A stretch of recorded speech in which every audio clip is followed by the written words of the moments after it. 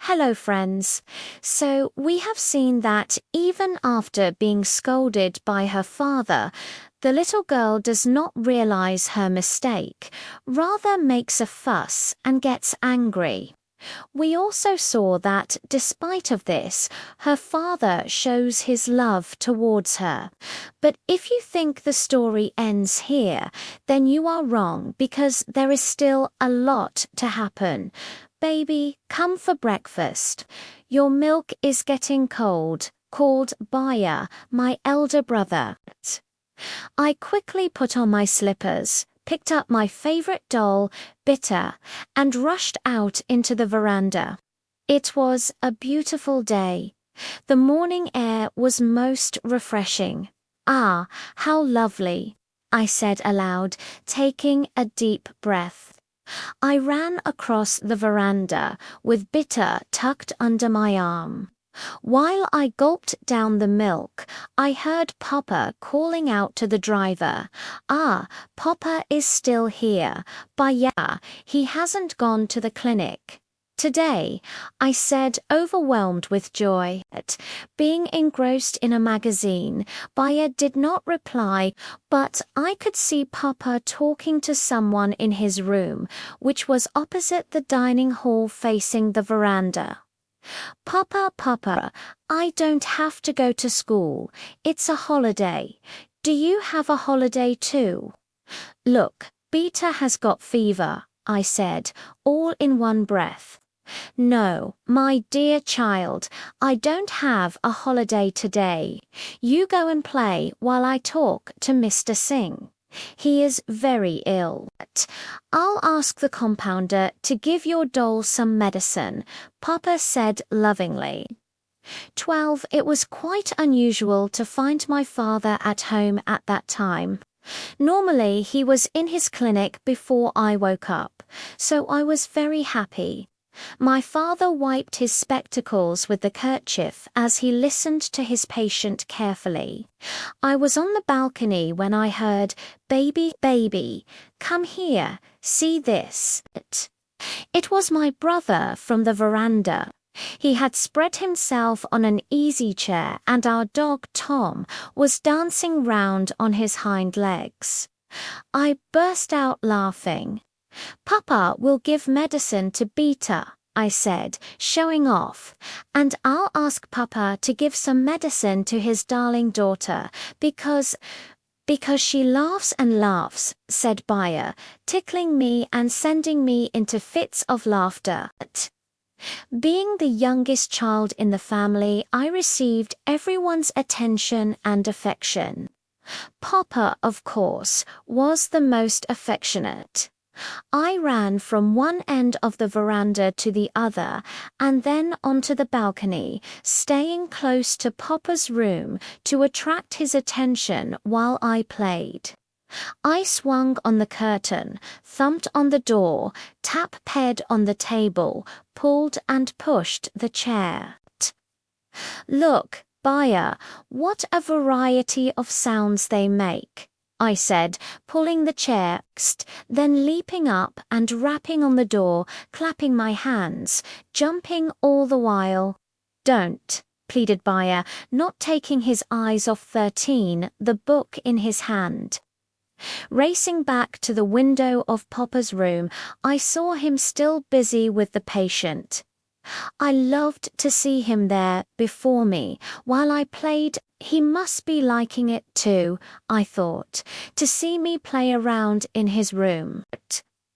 I dragged a chair and climbed onto the table. This at last drew Papa's attention. Baby, be careful, you'll fall down, he said tenderly. Look, Papa, I am taller than everyone. I grin-ned from ear to ear, making my eyes disappear. All one could see was a set of white teeth and chubby cheeks. Both Mr. Singh and Papa smiled. Papa did not look convinced. So I said again, raising my hands above my head, Papa, I'm a big girl now. He nodded with a smile and continued talking to the patient. I touched all that I could reach with my hands till I got to the black switch. No, you should not touch it. I was imagining what my mother would have said. If you touch it, you'll get hurt, Baya had told me once. This was a forbidden article for me, but how attractive it looked black against the light blue wall. Unable to resist the tempter tie-on to touch it, I pressed the switch and the light came on. I immediately switched it off. I was 14, scared. I looked at Papa with large, anxious eyes, but he was busy writing. I looked at Papa again and then at the switch, which begged my hands to touch it again. I'll do it just once more, okay? I said softly to myself. I repeated the mischief once more and was unable to stop myself from doing it again and again.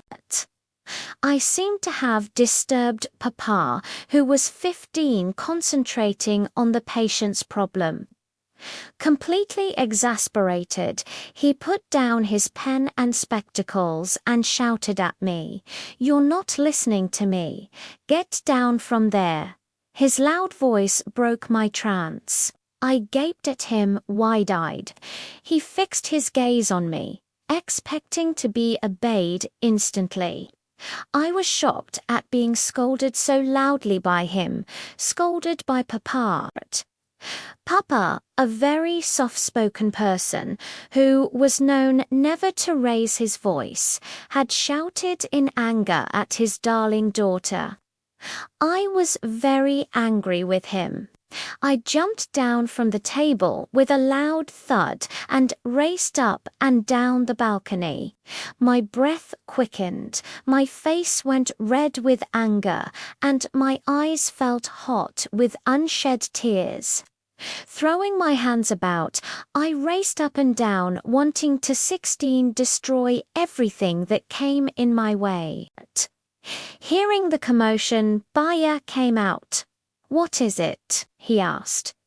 My fury found a ready victim and I ran towards him and pushed him. I felt like bursting into tears. I rushed and pulled at the curtain in Papa's room, which came down with the force. I saw Papa talking to the patient with his usual patience. How unthoughtful of him. He is not a bit bothered about my being so angry with him. One was fuming all the more. I went back into the room, stamping my feet noisily in anger. Standing close to Papa, I raged vehemently. "Why couldn't you say it softly? Why did you speak so loudly to me?" The next moment I came out on the balcony and stood beside the money plant pot. My eyes were now full of tears. I plucked a leaf and shredded it to pieces. The sound of a chair being pushed in Papa's room reached my ears, and then I heard his footsteps coming closer to me. I tried to run away in annoyance, but Papa caught me. He pulled my face towards his and picked me up. Tears came rolling down my plump cheeks. He patted my head lovingly and wiped my tears. "Oh, you big cat," said Papa, ruffling my hair. This affectionate gesture melted my wrath. A moment later, I was once again happy playing round the house. Now, tell me, friends, what lesson did this naughty girl learn from this incident? Well, I'll tell you. No matter how much you love your parents, no matter how much they love you, if you do any mischief, you should apologize to them. This will show that you are a polite and well-mannered child. And if you are a parent yourself, then always remember to be kind to your children and control your temper. If you want your children to become polite and mannered, you have to set an example of good behavior. We hope you liked this video. If so, please hit the like button, comment below, and share this video with your friends. Don't forget to subscribe for new updates. Thanks for watching. See you soon.